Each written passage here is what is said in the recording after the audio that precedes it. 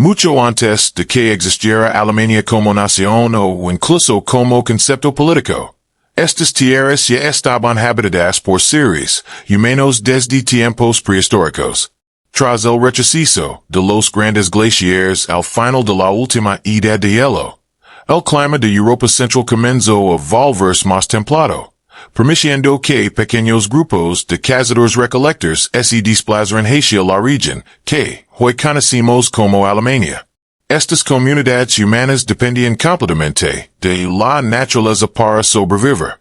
Seguían a los animales salvajes a través de densos bosques y amplios valles, cazando ciervos, bisontes y otros animales, mientras recolectaban frutas, raíces y plantas comestibles. La vida de estos primeros habitantes era nómada. No construían ciudades en asentamientos permanentes, sino que se movían constantemente en busca de alimento y refugio. Utilizaban herramientas simples secas de piedra, huso y madera, como lanzas, raspadores y cuchillos primitivos, que les ayudaban a cazar, preparar alimentos y protegerse del entorno hostil. A pesar de su simplicidad tecnológica, estas comunidades desarrollaron un profundo conocimiento del territorio, aprendiendo a leer las estaciones, los patrones climáticos y el comportamiento de los animales. Vivían en estrecha conexión con la naturaleza, adaptándose lentamente a las condiciones del terreno y del clima. Sus creencias y formas de vida estaban profundamente ligadas al mundo natural, al que respetaban y temían al mismo tiempo. Aunque no dejaron grandes monumentos ni registros escritos, estos primeros grupos humanos sentaron las bases de la ocupación humana en la región. Su capacidad de adaptación, supervivencia y cooperación permitió que generaciones posteriores continuaran habitando estas tierras, dando inicio a una larga y compleja historia que, miles de años después, desembocaría en la formación de las culturas y sociedades que darían origen a Alemania. Con el paso del tiempo, la región que hoy conocemos como Alemania experimentó uno de los cambios más importantes de su historia temprana, la llegada de la agricultura. Este proceso, conocido como la revolución agrícola, transformó profundamente la forma de vida de las comunidades humanas. Nuevos grupos procedentes del sureste de Europa introdujeron el cultivo de plantas y la domesticación de animales, marcando el inicio de una vida más estable y organizada. En lugar de desplazarse constantemente en busca de alimento, las personas comenzaron a establecerse en un mismo lugar durante largos periodos. Las familias construyeron viviendas simples hechas de madera, barro y paja. Limpiaron bosques para crear campos de cultivo y formaron pequeñas aldeas. El trigo y la cebada se convirtieron en los principales cultivos, mientras que el ganado, las ovejas y las cabras proporcionaban carne, leche y pieles. Este nuevo estilo de vida permitió una producción de alimentos más constante, lo que favoreció el crecimiento de la población y la aparición de comunidades más grandes y cohesionadas. La agricultura también cambió la relación entre los seres humanos y la naturaleza. Por primera vez, el paisaje fue transformado de manera consciente y permanente. Los campos cultivados, los cercados, y los caminos comenzaron a alterar el entorno natural, dejando una huella que perduraría durante miles de años. Además, la vida sedentaria impulsó nuevas formas de organización social, con roles más definidos dentro de la comunidad y el surgimiento de líderes locales. Este periodo marcó el nacimiento de las primeras sociedades estables en la región alemana. Aunque eran comunidades pequeñas y simples, sentaron las bases de la vida social, económica y cultural que permitiría el desarrollo de estructuras más complejas en los siglos siguientes, preparando el camino para las futuras civilizaciones de Europa Central. Tras el establecimiento de las primeras comunidades agrícolas, la región que hoy conocemos como Alemania entró en una nueva etapa decisiva de su desarrollo, la edad del bronce y, posteriormente, la edad del hierro. Estos periodos marcaron un avance tecnológico fundamental que transformó la vida cotidiana, la organización social y la forma de hacer la guerra. El descubrimiento de cómo fundamentals permitió a las comunidades fabricar herramientas y armas mucho más resistentes y eficaces que las antiguas herramientas de piedra. Durante la Edad del Bronce, el uso de aleaciones metálicas facilitó la creación de hachas, cuchillos, adornos y armas que mejoraron la agricultura, la caza y la defensa.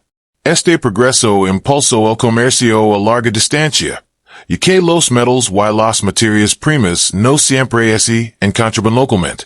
Las rutas comerciales conectan distintas regiones de Europa, permitiendo el intercambio de bienes, ideas y técnicas. Como resultado, las comunidades se volvieron más prósperas y complejas. Más tarde, con la llegada de la Edad del Hierro, la producción de herramientas y armas se volvió aún más eficiente y accesible. El hierro, más abundante que el bronce, permitió equipar un mayor número de guerreros y agricultores. Esto fortaleció a las tribus y favoreció la aparición de estructuras sociales más jerarquizadas, con líderes militares y políticos claramente definidos.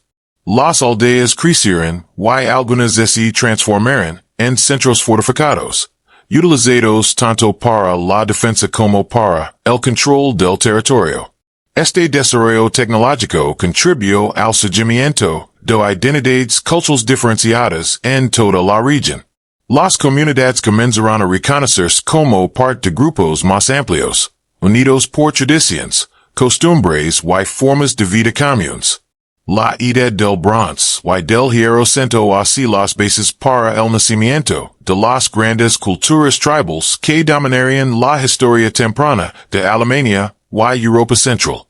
A medida que avanzaba la Edad del Hierro, la región que hoy corresponde a Alemania comenzó a estar habitada por diversos pueblos con identidades culturales bien definidas. En el sur y suroeste se asentaron los celtas, una de las civilizaciones más avanzadas de la Europa prerromana. Estas comunidades celtas desarrollaron sociedades complejas, con una economía basada en la agricultura, la metalurgia y el comercio a larga distancia. Eran expertos artesanos y dejaron numerosos objetos de gran valor artístico, como joyas, armas decoradas y utensilios rituales, que reflejan una cultura rica y sofisticada. Los celtas mantenían extensas redes comerciales que los conectaban con el Mediterráneo y otras regiones de Europa. A través de estos intercambios legaron nuevas ideas, tecnologías y productos, lo que fortaleció su influencia cultural en el sur de la región alemana. Sus asentamientos, a menudo fortificados, funcionaban como centros políticos y económicos, gobernados por jefes tribales y una liga guerrera. Mientras tanto, en el norte y noteste comenzaron a surgir las primeras tribus germánicas. Estos pueblos hablaban lenguas germánicas tempranas y tenían una forma de vida más rural y tribal. Procedentes en parte de Escandinavia, se expandieron lentamente hacia el centro de Europa, ocupando bosques, llanuras y riberas de ríos. Su organización social se basaba en clanes familiares, liderados por jefes guerreros elegidos por su valencia y capacidad de liderazgo. En comparación ciertas similitudes culturales, celtas y germánicos mantenían tradiciones, creencias y estructuras sociales distintas. La convivencia, el comercio y en ocasiones los conflictos entre estos pueblos contribuyeron a moldear el paisaje cultural de la región. Estas primeras culturas sentaron las bases de las identidades tribales que más tarde llegarían un papel central en la formación histórica de Alemania. Cuando la República Romana alcanzó el apoyo de su poder, sus líderes comenzaron a mirar más allá de sus fronteras tradicionales y pusieron su atención en las tierras al norte de los Alpes. Esta vasta región la llamaron Germania, un territorio cubierto de densos bosques, ríos caudalosos y habitado por numerosas tribus germánicas independientes.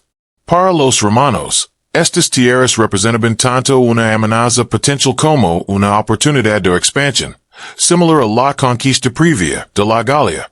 Los primeros contactos entre Roma y las tribus germánicas fueron principalmente militares y exploratorios. Generals como Julio César cruzaron el río Rin con sus legions, construyendo puentes temporales y demostrando el poder militar romano. Sin embargo, estas expediciones tenían más un carácter intimidatorio que de conquista permanente. Roma esperaba someter a las tribus mediante demostraciones de fuerza, alianzas estratégicas y el establecimiento de fronteras controladas. A pesar de su superioridad en organización, disciplina y armamento, los romanos se enfrentaron a enormes dificultades en Germania.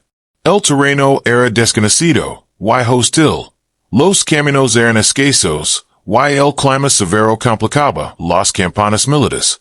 Además, las tribus germánicas no combatían en formaciones rígidas como los romanos, sino que utilizaban tácticas flexibles, emboscadas y un profundo conocimiento del entorno.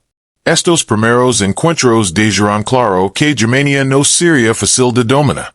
Aunque Roma logró establecer contactos comerciales y algunas alianzas temporales con ciertas tribus, la región permaneció en gran medida fuera del control romano. Este periodo inicial marcó el comienzo de una relación compleja entre Roma y los pueblos germánicos, caracterizada por la confrontación, el intercambio cultural y una frontera que nunca llegó a desaparecer por completo. El momento decisivo en la relación entre Roma y las tribus germánicas llegó en el año 9 después de Cristo, con la famosa batalla del bosque de Teutoburgo, uno de los mayores desastres militares de la historia romana. Durante el reinado del emperador Augusto, Roma realizó su intento más serio de someter Germania y convertirla en una provincia imperial. Se construyeron fuertes, caminos y puestos comerciales, y algunas tribus germánicas incluso colaboran con las autoridades romanas, dando la impresión de que la conquista estaba cerca de completarse. Sin embargo, esta aparente estabilidad ocultaba una gran traición. Arminio, un noble germánico, de la tribu de los Coruscos que había servido en el ejército romano y conocía perfectamente sus tácticas, organizó una coalición secreta de tribus germánicas. Aprovechando su conocimiento del terreno y la confianza de los romanos, atrayó a 3 legiones romanas, comandadas por Publio Quintilio Vero, hacia el denso y traicionero bosque de Teutoburgo. Ali, en medio de lluvias constantes, caminos estrechos y espesos bosques, las fuerzas germánicas lanzaron una serie de emboscadas devastadoras. Durante varios días, las legiones romanas fueron atacadas, sin posibilidad de formar sus habituales formaciones de combate. El resultado fue una derrota total. Decenas de miles de soldados romanos murieron y los estandartes de las legiones fueron capturados, un golpe simbólico enorme para Roma. La derrota tuvo consecuencias profundas. El emperador Augusto, según las crónicas, quedó profundamente afectado por la noticia. Roma abandonó definitivamente sus planes de conquista de Germania y reforzó sus fronteras a lo largo del Rin y el Danubio. A partir de ese momento, Germania permaneció fuera del dominio romano directo. La batalla del bosque de Teutoburgo se convirtió en un símbolo duradero de la resistencia germánica y marcó un punto de inflexión que definiría la historia futura de la región alemana. Tras la derrota romana en Germania y el establecimiento de fronteras estables a lo largo del Rin y el Danubio, durante un tiempo existió una relativa paz entre el Imperio Romano y las tribus germánicas. Sin embargo, a finales del siglo II y comienzos del siglo III, este equilibrio comenzó a romperse. Desde las vastas estepas del este llegó una nueva y temible fuerza. Los hunos, un pueblo nómada famoso por su extraordinaria habilidad como jinetes y por la ferocidad de sus ataques. Su avance hacia Europa Oriental desencadenó un enorme efecto dominó en todo el continente. La prisión ejercida por los hunos obligó a numerosas tribus germánicas a abandonar sus tierras ancestrales, y desplazarse hacia el oeste, y el sur. Pueblos como los visigodos, ostrogodos, vándalos, lombardos y francos cruzaron las fronteras del Imperio Romano en busca de seguridad, tierras fértiles, y mejores condiciones de vida. Este fenómeno masivo es conocido como el periodo de las migraciones o las invasiones bárbaras, y transformó profundamente el mapa político de Europa. Estas migraciones no fueron pacíficas. Grupos enteros de hombres, mujeres y niños se movían constantemente, enfrentándose tanto a otras tribus como a los ejércitos romanos. Al mismo tiempo, el Imperio Romano de Occidente se encontraba debilitado por la inestabilidad política, crisis económicas, corrupción interna, y la dificultad de defender fronteras tan extensas. Incapaz de controlar la situación, Roma comenzó a permitir que algunos pueblos germánicos se establecieran dentro de sus territorios como aliados o federados. Con el paso del tiempo, estos asentamientos se transformaron en reinos independientes. En el siglo V, el Imperio Romano de Occidente colapsó definitivamente. Lo que antes era un imperio unificado se convirtió en un mosaico de reinos germánicos que mezclaban tradiciones romanas con costumbres tribales. Este preciso marcó el fin de la antigüedad clásica en Occidente y el comienzo de una nueva era que sentaría las bases de la Europa medieval, con los pueblos germánicos como protagonistas principales del futuro del continente. Tras la caída del Imperio Romano de Occidente, uno de los pueblos germánicos que logró mayor estabilidad y poder fueron los francos, establecidos principalmente en la región que hoy comprende Francia, Bélgica y el oeste de Alemania. Los francos comenzaron a consolidar un reino fuerte que combinaba las tradiciones germánicas con elementos de la herencia romana. Bajo el liderazgo del rey Clodovier a finales del siglo V, los francos dieron un paso decisivo al convertirse al cristianismo, lo que les permitió ganar el apoyo de la iglesia y de la población romana local, fortaleciendo así su legitimidad y su poder político. Durante los siglos siguientes, el reino franco se expandió y se organizó de manera más eficiente. Sin embargo, su momento de mayor esplendor llegó en el siglo VIII con el ascenso de Carlomagno, uno de los gobernantes más influyentes de la historia europea. Durante más de 30 años, Carlomagno emprendió campañas militares para ampliar y asegurar sus dominios. Conquistó a los sajones en el nordeste, integró Baviera, derrotó a los lombardos en Italia y extendió su autoridad sobre vastas regiones de Europa occidental y central.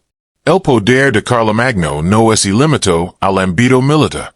Promovió activamente la cristianización de los pueblos conquistados, y fortaleció la administración mediante leyes, educación y reformas culturales, conocidas como el Renacimiento carolingio. El 25 de diciembre del año 800, fue coronado emperador de los romanos por el Papa León III en Roma, un acto que simbolizó la continuidad del ideal imperio romano en Occidente. Tras su muerte en 814, el imperio no logró mantenerse unido. En 843 fue dividido entre sus nietos, dando origen, entre otros territorios, a la Francia Oriental, que abarcaba gran parte de la actual Alemania. A pesar de la división, el legado de Carlomagno fue duradero. Estableció las bases políticas, culturales y religiosas que influyeron profundamente en el desarrollo de Alemania y de Europa durante siglos. Tras la división del Imperio Carolingio en el año 843, la región oriental, conocida como Francia Oriental, se convirtió en el núcleo de lo que más tarde sería Alemania.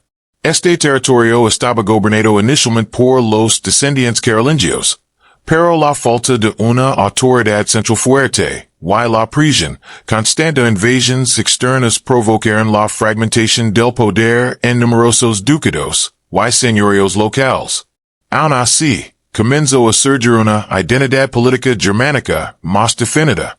En el año 919, los nobles alemanes eligieron como rey a Enrique el Pajarero, duque de Sajonia, marcando el inicio de una nueva dinastía no carolingia, la dinastía ottoniana. Su gobierno fue fundamental para estabilizar el reino y fortalecer la defensa frente a amenazas externas. Su hijo, Otton I, conocido como Otton el Grande, levó este preciso en más lejos. En 955, derrotó decisivamente a los Magyars en la batalla de Lechfeld, asegurando las fronteras orientales y consolidando su autoridad sobre los ducados alemanes. Gracias a su poder militar y a su alianza con la Iglesia, Otton I extendió su influencia hacia Italia.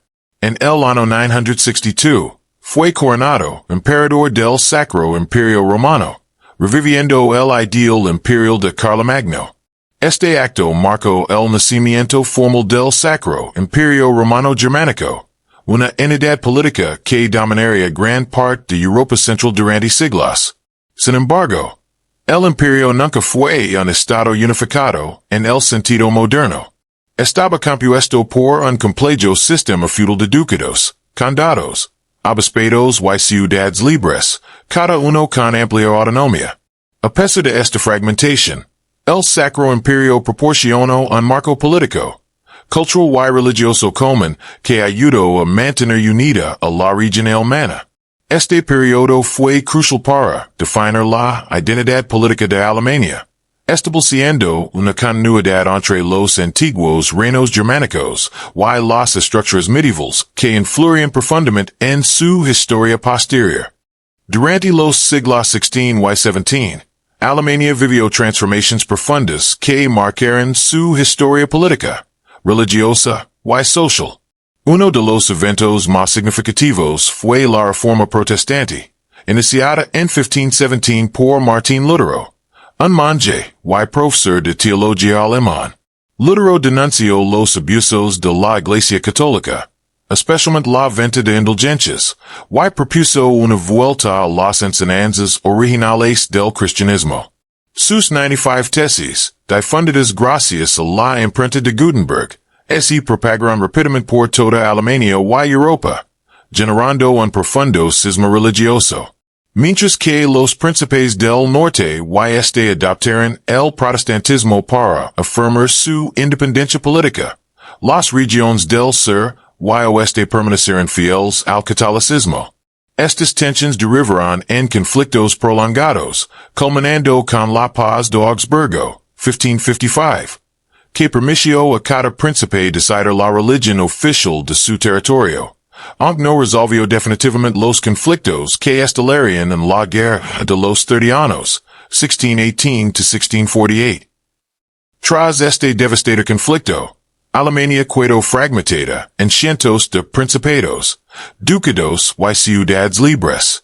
En este contexto surgieron dos potencias dominantes, Austria, bajo los Habsburgo, y Prusia, que se consolidó como potencia militar y administrativa, especialmente con líderes como Federico Guillermo y Federico el Grande. Mientras Austria mantenía su influencia tradicional, Prusia buscaba liderar la futura unificación alemana. En el siglo XIX, el creciente nacionalismo y la industrialización fortalecieron a Prusia, facilitando la estrategia de Otto von Bismarck, nombrado primer ministro en 1862. A través de guerras calculadas contra Dinamarca, Austria y Francia, Bismarck logró unificar los estados alemanes bajo la hegemonía prusiana. El 18 de enero de 1871, en el Palacio de Versalles, el rey Guillermo I de Prusia fue coronado Kaiser del Imperio Alemán, consolidando a Alemania como una nación unificada y como potencia industrial y militar en Europa. Este preciso sentó las bases del papel dominante de Alemania en la historia moderna.